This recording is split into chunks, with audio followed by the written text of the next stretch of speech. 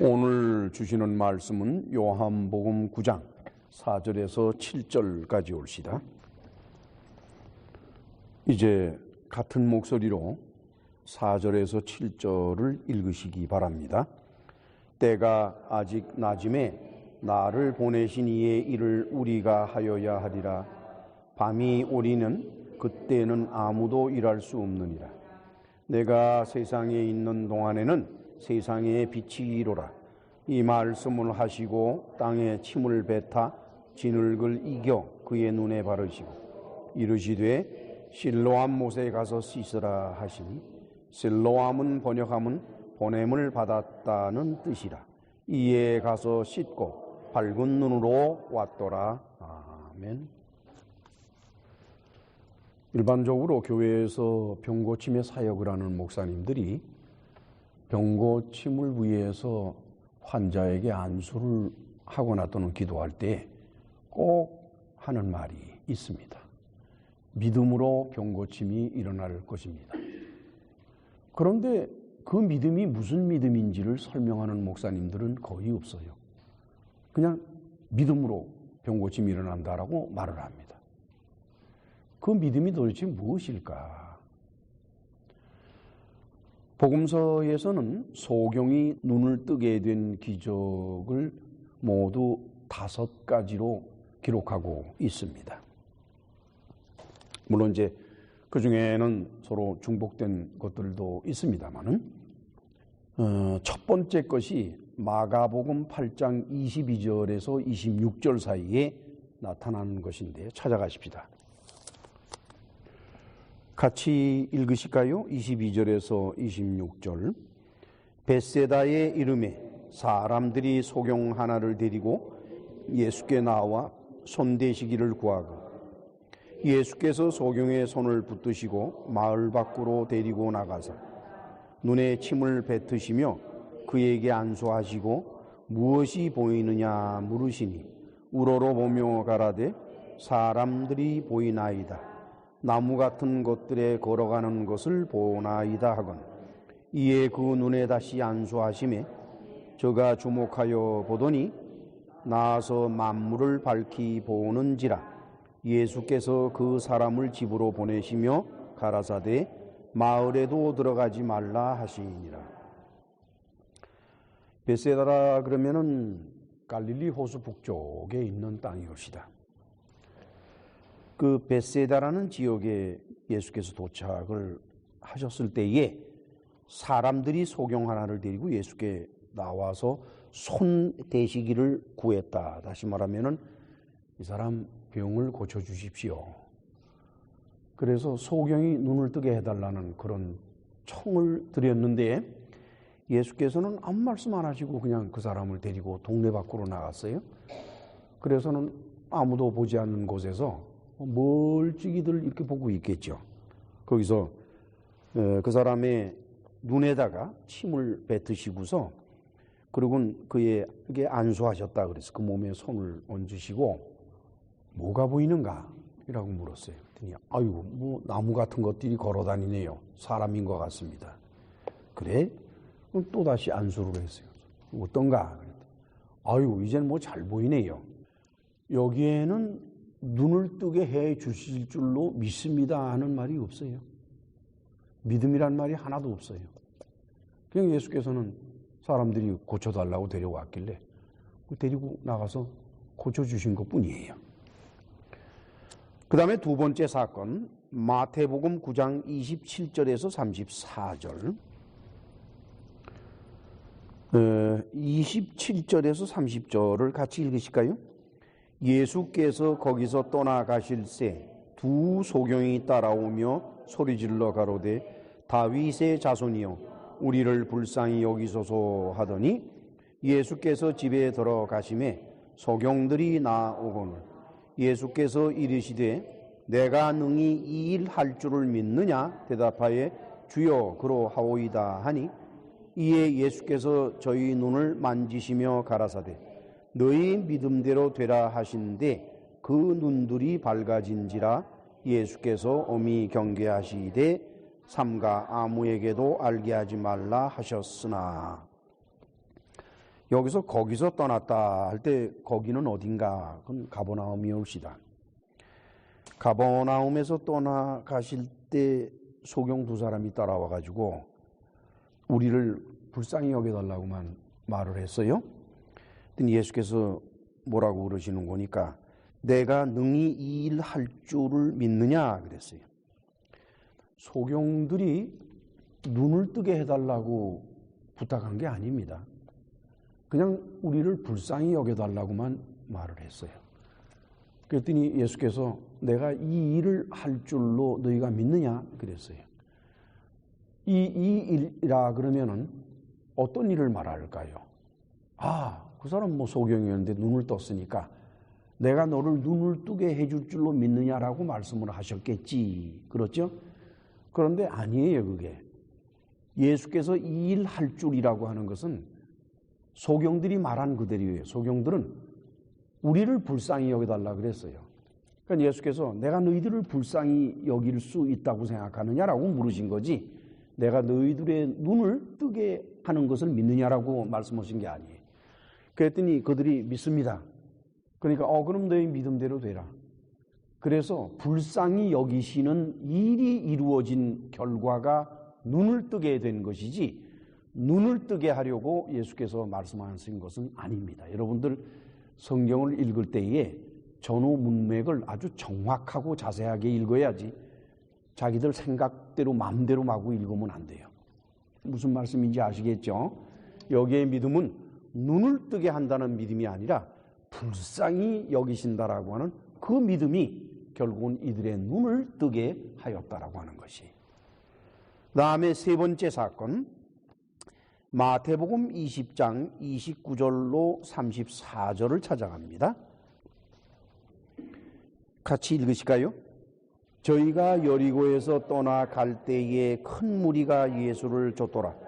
소경들이 길가에 앉아 있다가 예수께서 지나가신다함을 듣고 소리질러 가로되 주여 우리를 불쌍히 여기소서 다윗의 자손이여 하니 무리가 꾸짖어 잠잠하라 하되 더욱 소리질러 가로되 주여 우리를 불쌍히 여기소서 다윗의 자손이여 하는지라. 예수께서 머물러 서서 저희를 불러 가라사대 너희에게 무엇을 하여 주기를 원하느냐 가로되 주여 우리 눈 뜨기를 원하나이다. 예수께서 민망히 여기사 저희 눈을 만지시니 곧 보게 되어 저희가 예수를 쫓으니라. 이제 여리고에서 떠나서 다른 곳으로 가시는 길이었던 것 같아요. 근데 길가에 소경 두 사람이 앉아있다가 예수님이 지나가신다는 말을 듣고, 그러니까 지나가시는 분이 예수님인지 아닌지 알 리가 없죠. 보지 못하는데. 근데 소리를 들어보니까 어이구 예수님이 지나가시네. 그래서 이제 이 사람들은 뭐라고 그러는 거니? 다윗의 자손이여 우리를 불쌍히 여겨달라 그랬어요. 두 번씩이나 우리를 불쌍히 여겨달라고 그럽니다. 그래서 예수께서 뭐라고 그러는 거니? 너희가 무엇을 원하느냐? 너희는 날들어 불쌍히 여겨달라 그랬는데, 그래 불쌍히 여겨준다 그러면 무엇을 너희들에게 해주길 바라냐? 그랬더니 눈을 떴으면 좋겠습니다.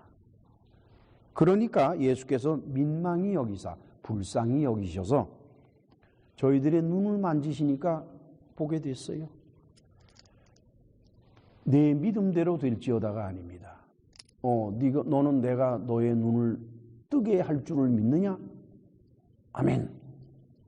그러면 내 믿음대로 되라. 그래서 탁 만지니까 눈이 떠졌다가 아니라 그냥 눈을 뜨게 해 주셨으면 좋겠습니다 라는 소망을 얘기를 했는데, 예수께서는 그들이 원한 것, 다시 말하면 자기들을 불쌍히 여겨달라고 하는 그 소원을 들어주셔서 그들을 민망히 여기시고 불쌍히 여기시니까 눈을 떴다, 그런 얘기예요. 잘 들으셔야 돼요. 오늘날의 교회가 성경을 어떻게 잘못 해석을 하고 어떻게 잘못 적용을 하고 있는가 하는 점에 대해서 이 설교를 들으시는 분들은 꼭 알아야 될 의무가 있습니다. 또한 권리도 있고. 그런데 이제 마가복음에서는 이 사람을 소경 바디메오, 디메오의 아들 바디메오다라고 이렇게 기록을 해놨고, 누가복음에서는 이제 내 믿음대로 될지어다 하는 표현을 쓰기는 했습니다만은 마태복음에서는 그런 기록이 없습니다. 그 다음에 네 번째 사건이 마태복음 12장 22절에 나타나고 있어요. 같이 읽으실까요? 12장 22절. 그때에 귀신 들려 눈멀고 벙어리 된 자를 데리고 왔거늘 예수께서 고쳐주심에 그 벙어리가 말하며 보게 된지라. 이번의 경우에는 질병이나 뭐 이런 등으로 해서 눈이 먼 소경이 된 것이 아니라 이 사람이 눈이 먼 거는 귀신 들려서 그렇게 되었다라고 하는 겁니다. 일반적으로 귀신 들려서 눈을 멀게 되었다라는 것은 시신경에 문제가 일어나는 것을 말합니다. 이제 귀신이 들어가서 시신경을 압박을 하면은 그러면 시신경이 제 기능을 발휘하지 못하니까 자연적으로 못 보게 돼서 소경이 되는 것이겠죠. 그거는 그 시신경을 누르고 있는 귀신만 내어 쫓으면은 그러면 그냥 보게 되니까 이런 케이스니까 이거는 그렇게 뭐 심각한 것은 아니까 넘어가십시다. 그 다음 이제 다섯 번째가 오늘의 본문에서 다루고 있는 사건이 옳시다. 자, 오늘의 본문으로 돌아와서 요한복음 9장 6절로 7절 두 절수를 같이 읽으실까요? 이 말씀을 하시고 땅에 침을 뱉아 진흙을 이겨 그의 눈에 바르시고 이르시되 실로암 못에 가서 씻으라 하시니 실로암은 번역하면 보냄을 받았다는 뜻이라. 이에 가서 씻고 밝은 눈으로 왔더라. 사도 요한이 기적을 기록하는 그 방법과 다른 복음서 마태복음, 마가복음, 누가복음 이 세 개의 복음서에서 기적을 기록하는 방법이 다르다는 것은 지난주에 이미 말씀을 드렸습니다. 앞서 바라본 네 가지 사건, 소경이 눈을 뜨는 네 가지 사건과는 전혀 다르게 이번 경우에는 예수께서 땅에 침을 뱉으셔서 그래가지고 그 흙을 이렇게 이기니까, 그죠?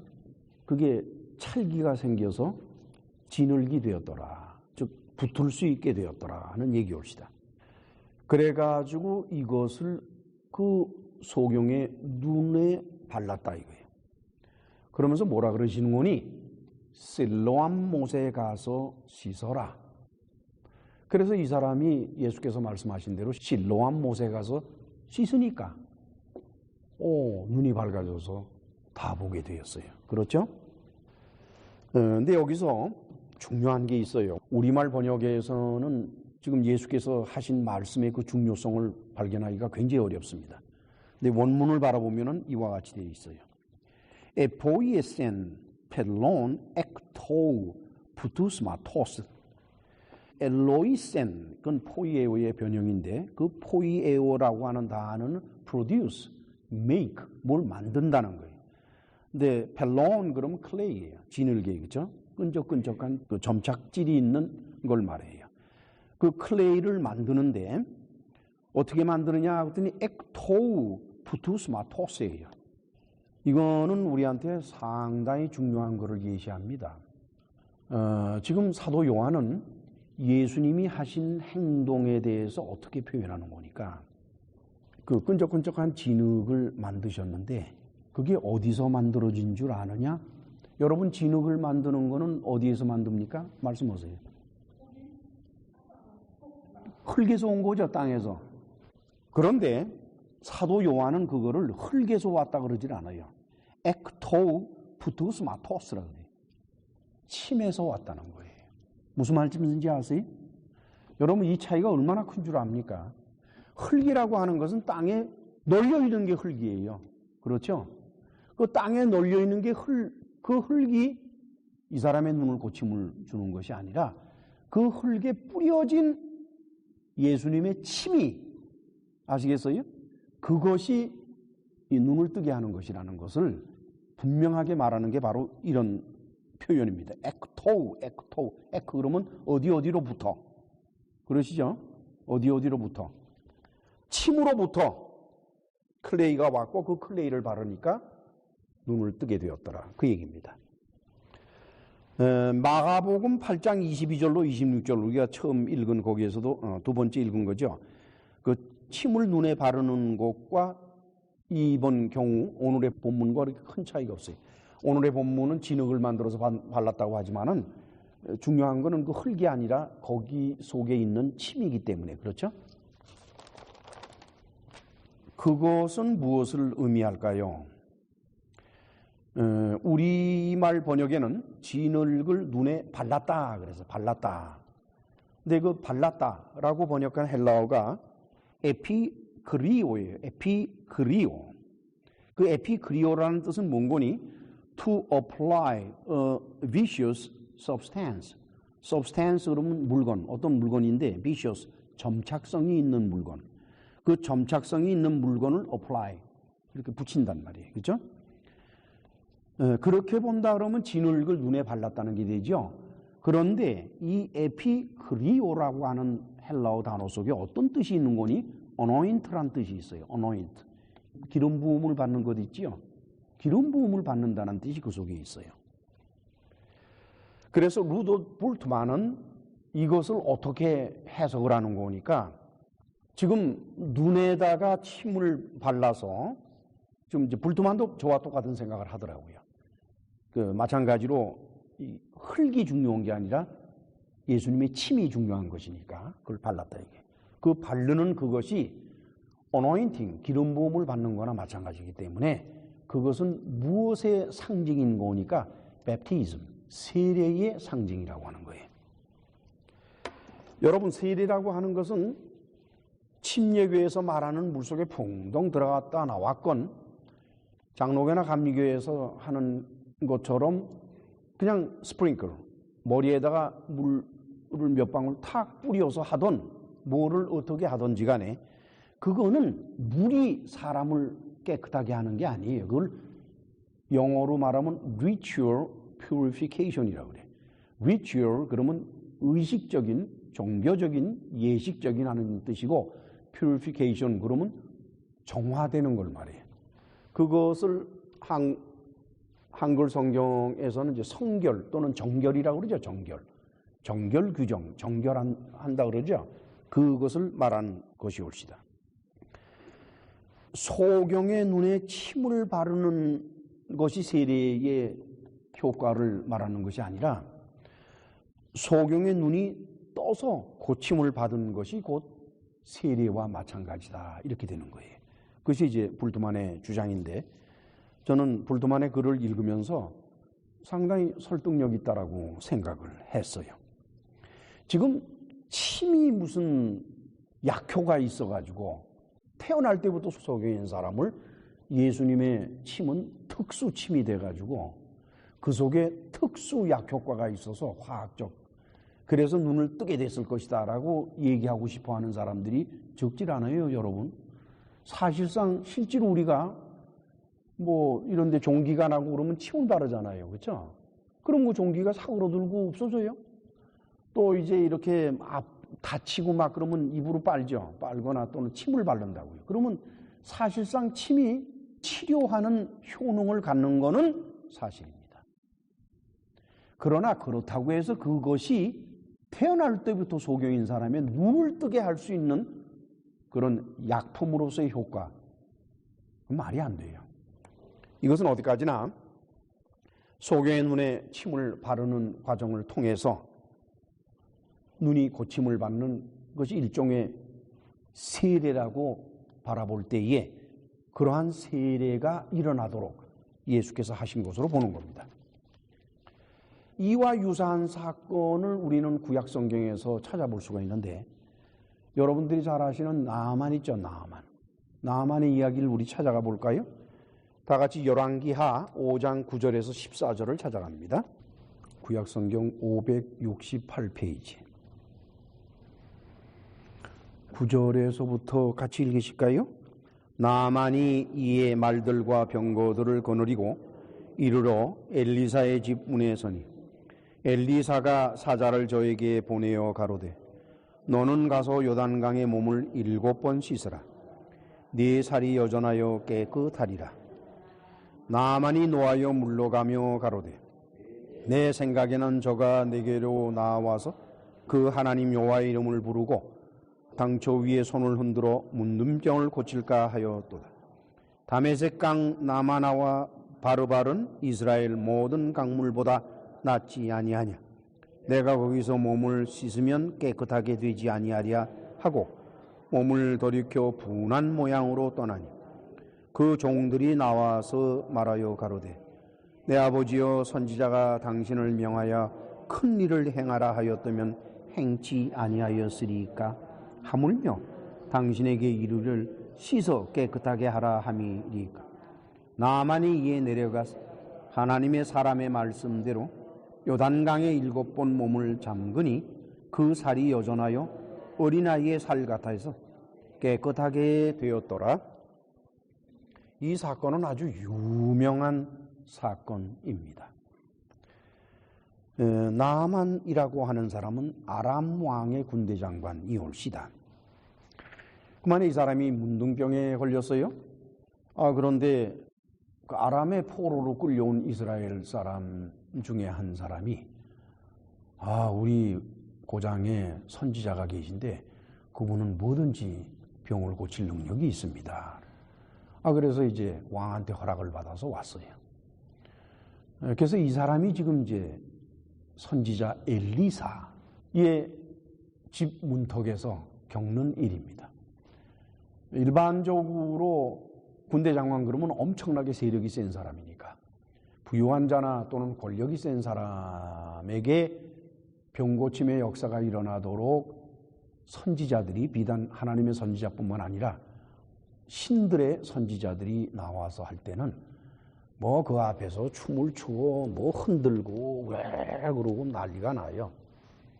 나만은 그런 것만 보았으니까 엘리사를 만나면 엘리사도 그렇게 해줄 줄 알고 딱 기대하고 있었더니 웬걸 엘리사는 코빼기도 베이지 않고 그 하인이 나와가지고 한다는 소리가 그 요단강 물에 가서 7번 몸을 씻으세요. 그래서 씻으라고. 히브리어가 라ჰ야츠예요. 라ჰ야츠라고 하는 건 씻는다는 뜻입니다. 나만이 화가 났어요. 이 사람은 무시해도 유분수지 말이야. 아니 나와서 그냥 막 뭐를 흔들고 난리를 치면서 해야 무슨 효과가 있는 거지. 이런 게 다 있나. 화는 그냥 가버렸어. 그랬더니 그 종들이 뭐라고 얘기를 하는 거니. 주인님. 그럼 뭐 그렇게 대단한 거를 시켰다고 그렇게 화를 내고 가십니까? 아니 재산을 이만큼 내놓으라 그러면 안 내놓으시겠어요? 문둥병 고친다는데 뭐든지 다 할 것 아닙니까? 그런데 이거 뭐 물에 들어가서 몸 좀 씻으라 그러는데 가서 씻으면 되는 거지 뭘 그렇게 어렵게 생각하십니까? 나만이 깜짝 놀랐어요. 그 놀란 것이 나타나는 차이가 뭔 줄 압니까? 뭐라고 그러는 거니? 14절에 보면 나만이 이에 내려가서 하나님의 사람의 말씀대로 요단강에 7번 몸을 씻었습니까? 잠궜습니까? 풍덩 몸을 씻은 게 아니에요. 잠그다라고 보니까 히브리어가 타발이에요. 타발. 참 재미있죠? 저는 이 말씀에 즉 엘리사는 라ჰ야츠라고 말을 했고 종들도 라ჰ야츠라고 이해를 했는데 나만 장군은 라ჰ야츠로 이해하지를 않고 타발로 이해를 했어요. 타발. 왜 그랬을까? 일반적으로 씻는다 그러면 더러운 걸 씻어내는 걸 말하죠. 그러니까 언뜻 보면은 요단강 물에 들어가서 그 온몸에 있는 그 문둥병 상처를 이렇게 씻어내리면은 깨끗이 씻어서 없어지겠다. 이렇게 생각을 하는 게 마땅한 게 아닙니까? 근데 나만은 아니에요. 이게 씻어서 깨끗하게 되는 게 아니라 이거는 내가 그 물 속에 몸을 담그기만 해도 그게 씻어서 깨끗해지는 것이 아니라 담그는 순종과 믿음이 결국 내 몸을 깨끗하게 해줄 것이라고 하는 거예요. 엘리사가 그것을 미리 알고 그렇게 말을 했는지 아니면은 엘리사는 씻어라 라고 그랬는데 나만이 몸을 담그고 올라왔는지 그건 모르겠어요. 근데 분명한 것은 나만은 보통 사람이 아니라는 겁니다. 이 사람은 단순히 엘리사 선지자의 말을 그대로 순종해서 단순히 따라가는 것이 아니라 그 속에 담겨진 뜻을 아주 정확하게 이해했다는 거예요. 그건 무엇인 거니까 ritual purification이에요. 물에다 닦아서 깨끗해지는 그런 피지컬한 물질적인 육체적인 그런 깨끗함을 말하는 것이 아니라 ritual, 의식적인 종교적인 정결함을 말하는 것이.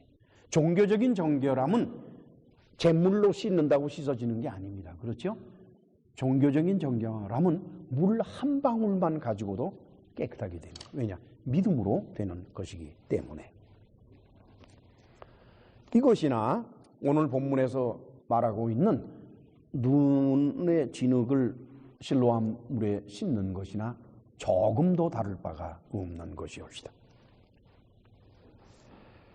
하나님의 은혜로 병고침이 일어나는 것은 그거 자체만으로도 정결로 인정될 수 있다라고 하는 거예요. 따라서 병이 고쳐진 것이 중요한 것이 아닙니다, 여러분.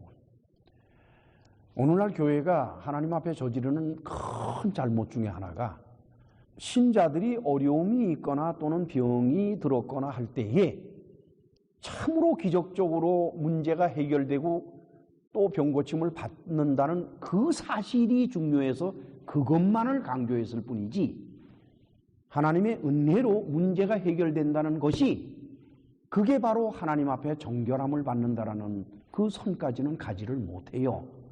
그러니까 신자들의 마음이라고 하는 것은 하나님께로부터 정결함을 받는 데는 관심조차 없고 그저 병이나 고침받고 문제나 해결되면 제일인 줄 알고 앉았으니 그래가지고 하나님과의 관계가 올바르게 이루어지겠습니까?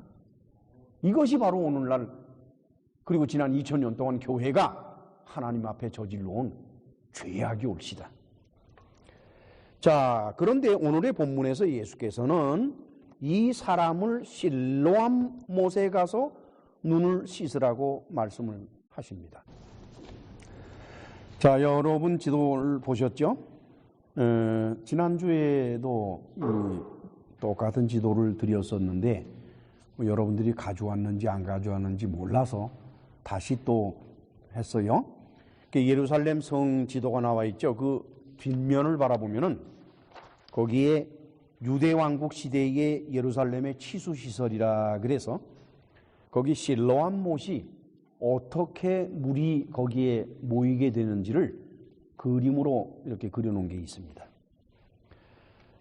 윈못 혹은 엔못 또는 인공못이라 그래서 정확한 크기와 장소에 대해서는 오늘날 고고학적으로 발견하기가 불가능한 것이 맨 오른쪽 맨 위에 기온샘이다라고 되어 있어요. 그 기온샘에서 물이 나와서 두 개의 수로를 타고서 내려갑니다. 그래서 왼쪽으로 빠지는 수로는 소위 일컬어 히스기야 수로라고 하는데 그 히스기야 수로는 줄줄줄줄 가가지고 결국 실로암 못에다가 물을 공급하는 수로가 됐죠. 그 다음에는 이제 내려오는 수로는 쭉 내려오다가 그것이 이제 아랫못 또는 왕의 못이라 그래서 그리로 물을 공급을 합니다. 그런데 이 히스기야의 수로도 그렇고 그 다음에 이 또 다른 수로 실로아의 수로 그 수로도 그렇고 겉으로 이렇게 땅 위로 만들어진 수로 부분도 있지만은 중요한 부분은 땅 속을 안반인데 그 땅 속을 굴로 파서 그 터널을 파가지고 그걸 수로로 만들어서 끌어들였어요. 아마 이 히스기야의 수로가 언제 만들어졌는지 하는 점에 대해서는 제가 아직 연구가 부족해서 찾지를 못했는데 모르긴 몰라도 히스기야가 이걸 했을 거다라고 봐요. 그러길래 히스기야 수로라고 그러죠. 우리 다 같이 역대하 32장 1절로 4절 구약성경 700페이지가 되겠습니다. 같이 읽으실까요?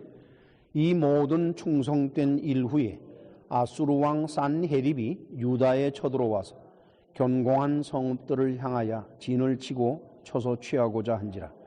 히스기야가 산헤립이 예루살렘을 치러 온 것을 보고 그 방백들과 용사들로 더불어 의논하고 성 밖의 모든 물 근원을 막고자 하매 저희가 돕더라. 이에 백성이 많이 모여 모든 물 근원과 땅으로 흘러가는 시내를 막고 이르되 어찌 아수르 왕들로 와서 많은 물을 얻게 하리요. 일반적으로 고대 전쟁에서는 말이죠, 내가 전쟁에 패할 우려가 있고 또는 이제 수송만 하겠다, 그 성을 지키기만 하겠다라는 결정을 내리게 되면은 무슨 일을 하는 거니까 그 일대 지역에 있는 모든 우물에다 독을 탑니다. 그래서 적군이 와서 우물물을 마시지 못하도록 하고 그 다음에는 모든 곡식을 다 없애버려요. 전부. 하여간 푸른 그 식물 뭐 이런 걸 다 없애버립니다. 그걸 이제 청야 작업이라고 그래요. 청야한다. 그래서 먹을 것과 마실 것을 모조리 다 없애버리는 방법을 쓰는 게 고대 전쟁의 일반적인 성향이에요. 지금 히스기야 왕이 아이고 뭐니 그 아수르의 사네립이 그 어마어마한 군대를 이끌고 왔는데 이제 예루살렘을 공격한다는 소식이 들리니까 놀래가지고요, 그 신하들과 그 장수들과 다 모여서 말을 합니다. 우리가 예루살렘에서 이 성을 죽음으로 지켜야 되겠는데 그렇다 그러면은 성 밖의 물은 다 못 먹도록 만들자. 수로도 흙으로 덮어버리고 자 그러자 이게. 그러면 물 근원이 성 밖에서 들어오는데 그거 다 막아버리면 예루살렘 성은 물이 없어서 어떻게 돼요? 자기들도 목말라서 문제가 생길 것 아닙니까? 그래서 그때 작업한 것이 그 중에 한 수로, 즉 밑에서 물이 나오는 기온샘, 밑에서 물이 나오는 것으로부터 끌어내서 땅 속으로 파가지고 그래서 물을 끌어들이도록 했다라고 하는 것입니다. 그래서 일컬어 히스기야의 수로다 이렇게 말을 했어요. 그래서 히스기야의 수로가 들어와서 실로암 못에다가 물을 공급하는데 실로암 못은 사진으로 보니까 얼마나 큰 거니요? 그 올림픽 경기할 때 하는 수영장 있지요? 그것만 해요. 어마어마한 거예요, 물이. 그렇죠? 보통 뭐 우리가 말하는 물 모아놨다는 정도가 아니에요. 그냥 큰 수영장에 물이 꽉 차 있는 거예요. 그렇죠? 그러니까 예루살렘 사람들이 그 물을 다 쓸 수가 있는 겁니다. 그래서 만들어놓은 실로암 물, 거기에 이제 가라. 그래서 실로암을 이제 사도 요한은 뭐라고 설명을 했는 거니 보내심을 받았다는 뜻이다라고 설명을 했죠. 헬라어로 실로암이라고 하는 그것은 히브리어는 실로아올시다. 실로아. 그것이 이제 이사야서 8장 5절로 8절 사이에 그 실로아에 대한 기록이 나오는데 찾아가 볼까요?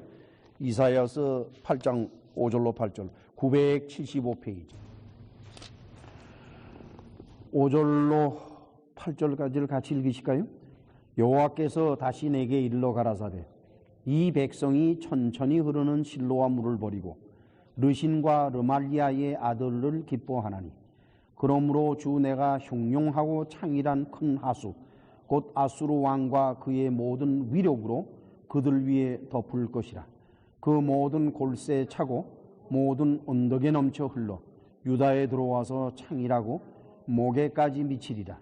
이마누엘이여 그의 펴는 날개가 내 땅에 편만하니라 하셨느냐. 여기 실로아라는 말이 나오죠. 실로아. 이 실로아라는 단어의 뜻이 무엇인 거니? 물을 보내는 것을 실로아라 그래요.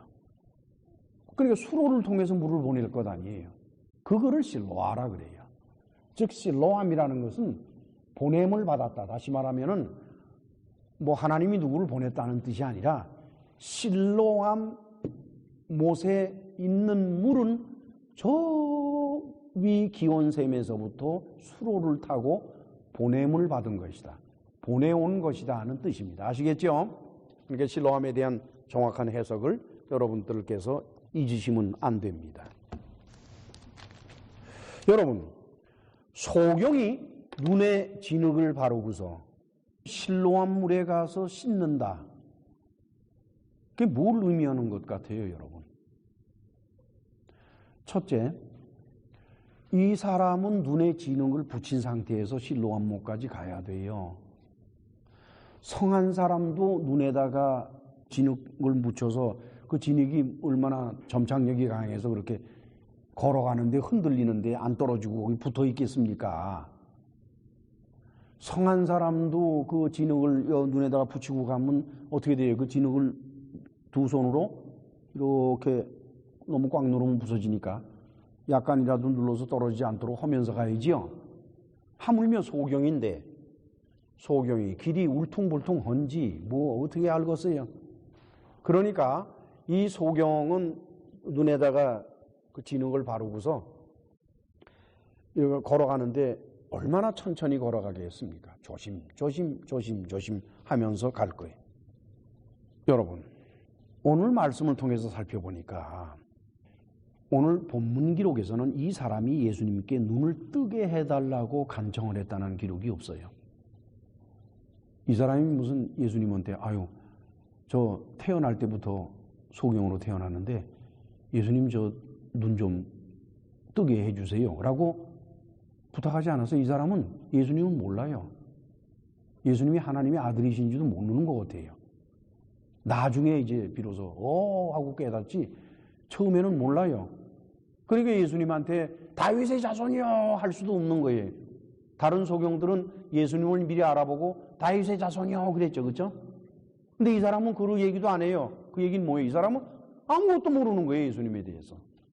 두 번째, 예수께서 이 사람 눈에 진흙을 침으로 이겨서 발라주실 때 아무 말씀도 안 하세요.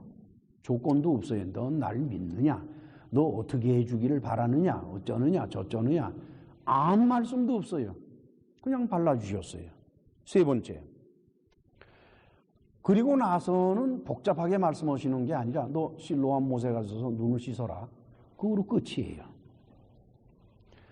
그런데 이 사람은 자기 마음에 눈을 뜨게 해 주시옵소서라고 말한 적도 없고 또 예수께서 너 나를 믿느냐 어쩌느냐 믿습니다라고 말한 것도 없고 아무런 것도 없는데 실로암 못에 눈을 씻으러 가네요. 그럼 뭘 말하는 거예요, 여러분? 이 사람이 예수님의 말씀을 순종하는 거죠. 그 얘기는 뭡니까? 예수님을 믿는다라는 거예요. 이 사람은 예수님을 믿기 때문에 예수님의 말씀 따라서 순종하고 가는 거예요. 이 사람은 소경이기 때문에 길을 더듬으면서 걸어가 실로암 못에 이를 때까지 아마 무던히 고생을 했을 겁니다. 중도에 몇 번이라도 아이고 내가 이 무슨 짓을 하고 앉아나 하고 돌아설 수도 있었겠지요. 그리고 이 사람이 그 길을 걸어갈 때 그 길은 한적한 길이 아니에요. 사람들이 다니는 길이에요. 그러면 영문 모르는 사람들이 가만히 보면 소경 하나가 눈에다가 진흙을 붙이고는 그걸 보물단지처럼 오면서 이러고 걸어가니까 그 얼마나 보면 민망스럽고 웃기겠습니까? 그러니까 그 행동을 보면서 사람들은 비웃을 겁니다. 그래요, 안 그래요? 남이 어려운 처지에 처하면은 대부분의 사람들은 비웃어요. 빈정거리고. 뭐 이들이라고 다를 거 있겠어요? 그러나 이 사람은 끝까지 이것을 했습니다. 그게 바로 믿음인 겁니다, 여러분. 이 믿음은 성격상으로 보았을 때 노아의 믿음과 같은 믿음이었습니다. 여러분, 태어나면서부터 소경이 된 이 사람이 예수님한테 보여준 그 믿음은 노아의 믿음과 같다라는 것을 잊어서는 안 됩니다. 노아의 믿음은 노아를 어떻게 했어요? 살려냈잖아요. 노아의 가족 8명을 살려냈잖아요. 나머지는 다 죽이고. 그 믿음하고 이 사람의 믿음이 똑같은 거예요, 여러분. 좀 찾아가 볼까요? 창세기 6장 13절로 22절 8페이지입니다.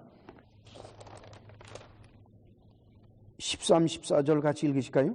하나님이 노아에게 이르시되 모든 혈육 있는 자의 강포가 땅에 가득하므로 그 끝날이 내 앞에 이르렀으니 내가 그들을 땅과 함께 멸하리라. 너는 잣나무로 너를 위하여 방주를 짓되 그 안에 간들을 막고 역청으로 그 안팎에 칠하라. 그 다음에 17절 18절 같이 읽으실까요? 내가 홍수를 땅에 일으켜 무릇 생명의 기식이 있는 육체를 천하에서 멸절하리니 땅에 있는 자가 다 죽으리라. 그러나 노아는 내가 내 언약을 세우리니 너는 내 아들들과 내 자녀와 아내와 내 자부들과 함께 그 방주로 들어가고 혈육 있는 모든 생물을 너는 각기 암수 한 쌍씩 방주로 이끌어들여 노아와 함께 생명을 보존하라. 22절 같이 읽습니다. 노아가 그와 같이 하되 하나님이 자기에게 명하신 대로 다 준행하였더라. 하나님께서 홍수를 일으켜서 모든 인간을 다 죽이되 노아의 가족 8명만 살리식으로 결정을 하시고서 노아에게 뭐라고 말씀을 하셨는 거니까, 야, 내가 홍수를 일으켜서 모든 것을 다 죽인다. 뭐 짐승이건 사람이건 숨쉬는 건 다 죽일 거야. 너는 방주를 짓고 그 안에 들어가요 라고 말씀을 하셨어요. 노아의 홍수 이전에는 기상학적으로 홍수가 일어날 만큼 비가 온 기록이 없습니다. 성경도 홍수가 일어날 정도로 비가 왔다는 말은 안 해요. 그리고 일반적으로 우리 신학자들이 생각하기에는 그 당시에는 비조차 그렇게 오지를 않았을 것이다. 오히려 땅이 물을 머금고 있기 때문에 땅에서 올라오는 수증기만으로도 충분했고, 그리고 그때에는 사람이 땅에서 곡물을 경작하는 때가 아니었어요. 그렇기 때문에 비도 사실은 필요치가 않은 시절이었습니다.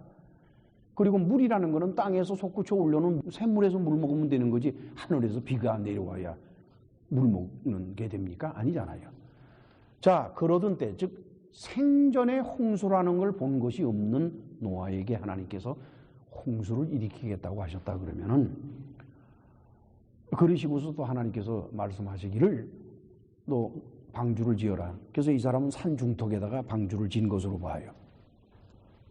동네 사람들이 얼마나 노아를 비웃었겠습니까? 야, 저 정신 나간 사람 봤나.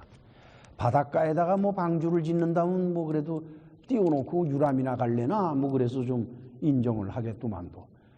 아니 산중턱에다가 저 무슨 집도 아니고 방주를 저러 그냥 지었는 저런, 야, 노아가 이제 미쳤군, 미쳤어 라고 그럴 거 아니에요?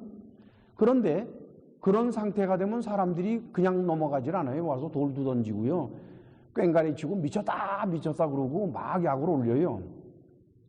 그런데도 불구하고 노아는 꿋꿋이 자기가 본 적도 없고 그럴지 안 그럴지 아무 상관도 없이 하나님의 말씀을 믿으면서 노아의 방주를 완성을 했다 하는 그 믿음이나, 실로암 못에 소경이 비척거리면서 눈에다가 진흙을 붙이고 찾아가는 그 믿음이나 무엇이 다르겠습니까? 조금도 다를 바가 없어요. 결국 그 믿음이 이 사람으로 하여금 눈이 떠서 볼 수 있도록 해 주었겠지요. 야고보는 이러한 믿음을 야고보서 2장 14절로 26절 사이에 이렇게 표현하고 있죠. 우리 같이 찾아가 봅시다. 야고보서 2장 14절로 26절. 제가 먼저 14절부터 읽습니다. 내 형제들아, 만일 사람이 믿음이 있노라 하고 행함이 없으면 무슨 이익이 있으리요? 그 믿음이 능히 자기를 구원하겠느냐? 만일 형제나 자매가 헐벗고 일용할 양식이 없는데 너희 중에 누구든지 그에게 이르되 평안히 가라, 더욱게 하라, 배부르게 하라 하며 그 몸에 쓸 것을 주지 아니하면 무슨 이익이 있으리요? 그 다음에 18절 같이 읽어요. 혹이 가로되 너는 믿음이 있고 나는 행함이 있으니 행함이 없는 내 믿음을 나에게 보여라. 나는 행함으로 내 믿음을 네게 보이리라. 그렇죠? 지금 이 소경은 뭐 믿습니다 하는 말도 안 했고 그냥 묵묵히 행동으로 나타낸 것뿐입니다. 이것이 얼마나 놀라운 일일까요, 여러분? 교회 안에서 믿습니다, 믿습니다 소리가 얼마나 많은지. 제 목회 경험과 그리고 오랜 세월의 신앙생활을 통해서 살펴보면은 입으로 믿습니다 하는 사람 치고서 제가 믿는 사람을 못 봤어요.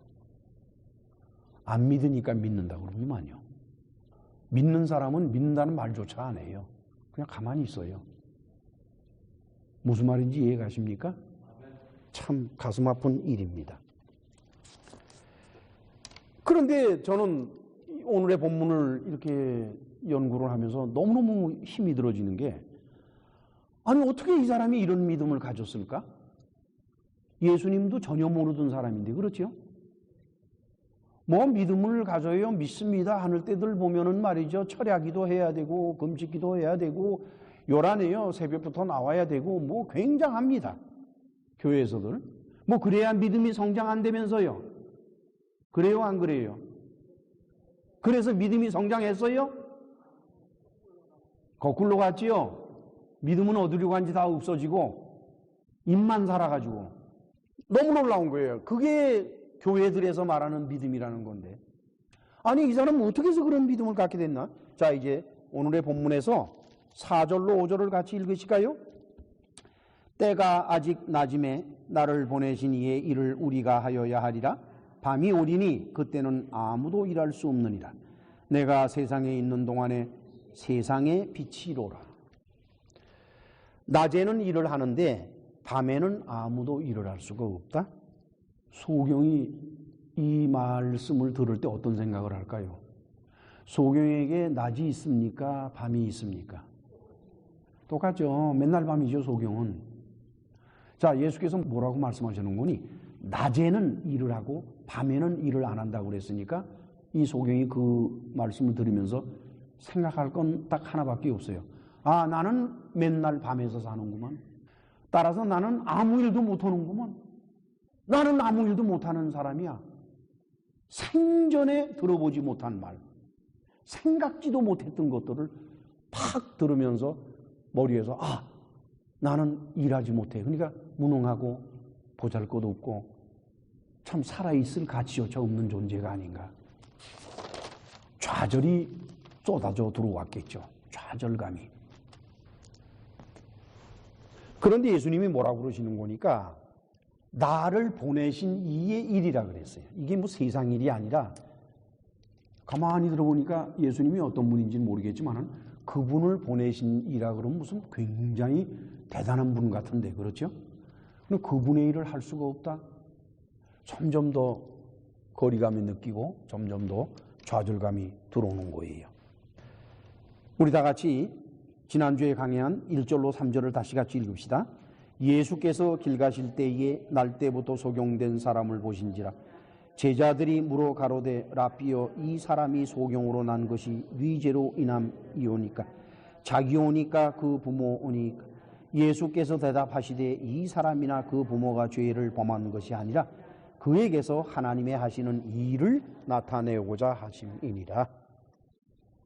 예수님과 제자 사이에 일어난 이 대화를 소경이 들었을까요? 못 들었을까요?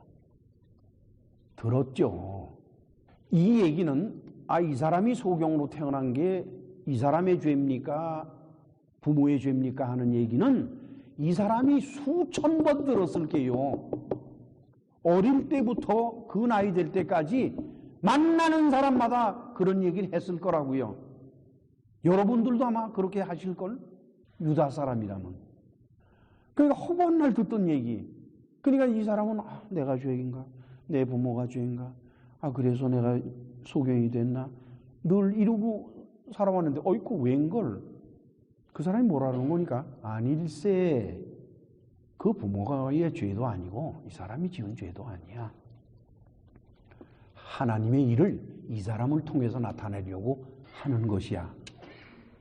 그 순간 소경은 어떻게 생각을 했을까요? 에이, 무슨 하나님의 일을 나타내지.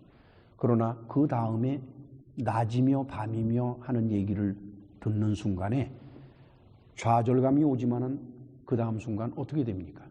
아, 나 같은 사람도 하나님의 일을 나타낼 수가 있구나.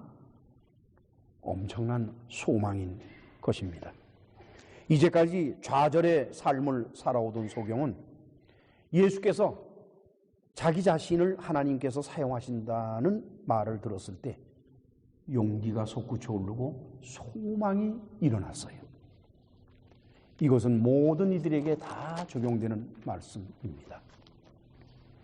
소경을 통해서 하나님의 일이 이루어지도록 하시는 하나님께서 누구인들을 사용하실 수가 없겠어요. 여러분들이 소경입니까? 아니잖아요. 여러분들이 몸에 무슨 큰 지장이 있고 또 삶을 살아가는데 어려움이 있습니까? 경제적인 어려움은 있을지언정 육신적으로는 그래도 건강한 편에 들어가요. 그렇지요? 그렇다 그러면 소경도 하나님의 쓰시는 도구가 된다면 하물며 여러분들이야 일컬어서 뭐라고 말하겠습니까? 여러분들 모두는 다 하나님이 쓰시는 그릇이 될 수 있다라고 하는 거예요. 그런데 사람은 그것을 깨달아야만 되고 깨달았으면 실천해야만 됩니다. 실천할 때 비로소 하나님의 일이 이루어진다는 거예요. 그래서 이 사람은 이루어지는 거예요. 그렇죠? 하나님의 일을 이루기 위해서 그 먼 길을 눈에다가 진흙을 붙이고 더듬어 가면서 가서 실로암 못에 눈을 씻었습니다. 그러시면서 예수께서 주신 이 말씀은 어쩌면은 소경으로 태어난 이 사람에게 엄청난 용기를 주는 것이 됐다고 저는 생각을 해요. 바로 뭔고니까 9장 5절인데 오늘 본문 9장 5절을 같이 읽으실까요? 내가 세상에 있는 동안에는 세상의 빛이로라. 이 사람은 태어날 때부터 장님이기 때문에 빛이 뭔지를 몰라요. 그렇죠? 그런데 듣기로는 햇빛이 있다고 그러고 달빛이 있다고 그러고 별빛이 있다고 그러고 등불빛이 있다고 하니까 그러니까 뭐 빛이라는 거는 그런 건가 보다. 아 그런데 지금 말씀하시는 이가 뭐라 그러는 거니? 내가 세상의 빛이다. 내가 세상에 있을 동안에는 내가 빛이다.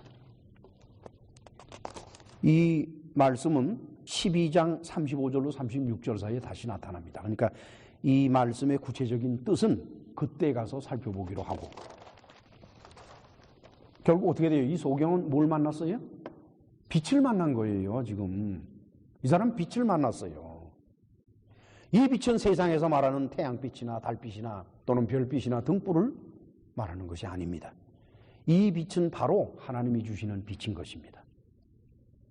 그래서 이 사람은 그렇게 생각해요. 내가 사람들이 말하는 햇빛도 달빛도 별빛도 등불빛도 볼 수는 없겠지만 그러나 이 빛은 내가 볼 수 있을 것이다.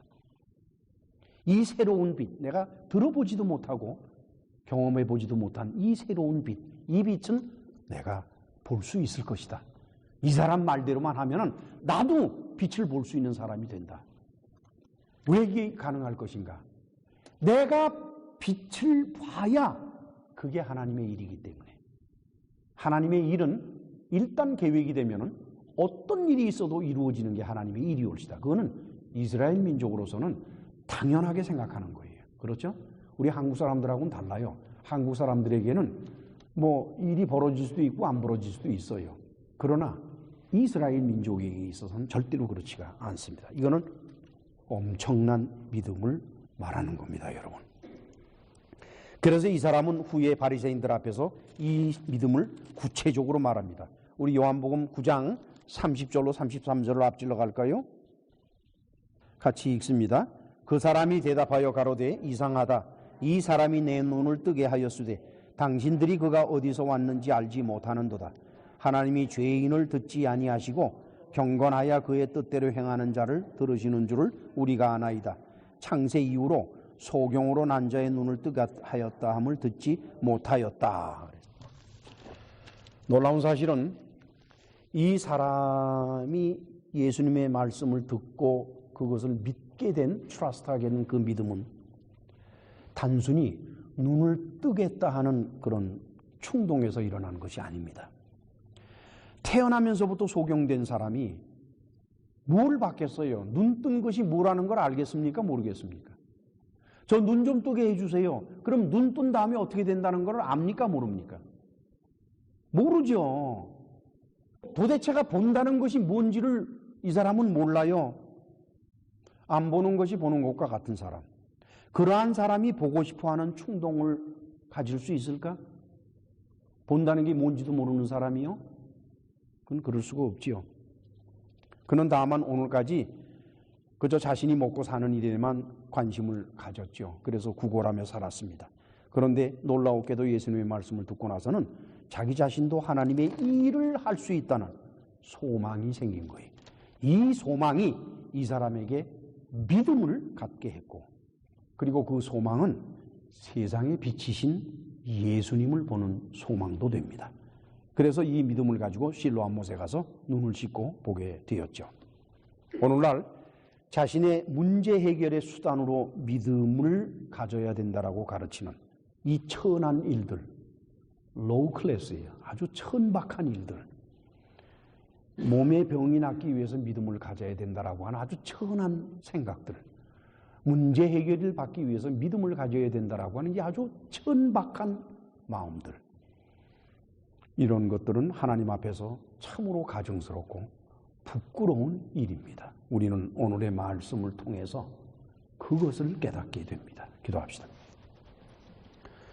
전능하시고 자비로우신 하나님 아버지, 부족한 종과 사랑하는 성도들은 지난 세월을 돌이켜보면서 참 우리가 부끄러운 믿음을 갖고 살았구나 하는 점을 생각하며 마음의 회한을 갖습니다. 이후로는 바로 이 소경이 갖는 믿음과 같은 아름다운 믿음, 빛이신 예수님을 보고자 하는 그 믿음, 그리고 하나님의 일을 이루게 하려는 소망이 갖는 믿음, 그 믿음 속에서 나머지 생애를 살아갈 수 있도록 은혜를 베풀어 주옵소서. 예수님의 이름으로 기도하옵나이다. 아멘.